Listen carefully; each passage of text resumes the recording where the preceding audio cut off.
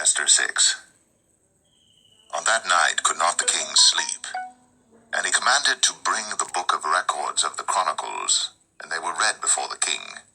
And it was found written that Mordecai had told of Bigthana and Teresh, two of the king's chamberlains, the keepers of the door, who sought to lay hand on the king Ahasuerus. And the king said, What honor and dignity hath been done to Mordecai for this?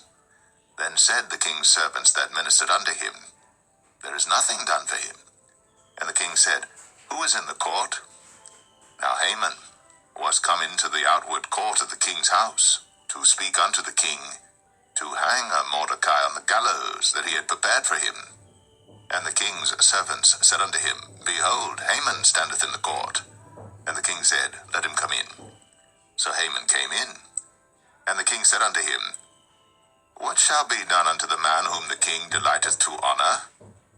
Now Haman thought in his heart, To whom would the king delight to honor more than to myself? And Haman answered the king, For the man whom the king delighteth to honor, let the royal apparel be brought which the king useth to wear, and the horse that the king rideth upon, and the crown royal which is set upon his head. And let this apparel and horse be delivered to the hand of one of the king's most noble princes, that they may array the man withal whom the king delighteth to honor, and bring him on horseback through the street of the city, and proclaim before him, Thus shall it be done to the man whom the king delighteth to honor. And the king said to Haman, Make haste, and take the apparel and the horse as thou hast said, and do even so to Mordecai the Jew, that sitteth at the king's gate, that nothing fail of all that thou hast spoken.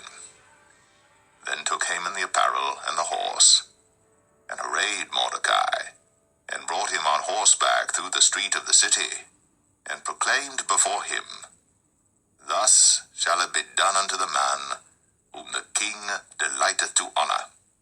And Mordecai came again to the king's gate, but Haman hasted to his house mourning, and having his head covered. And Haman told Zeresh his wife, and all his friends, everything that had befallen him.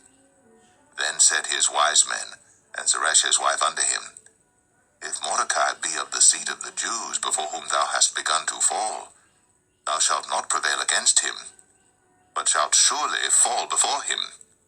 And while they were yet talking with him, came the king's chamberlains, and hasted to bring Haman unto the banquet that Esther had prepared.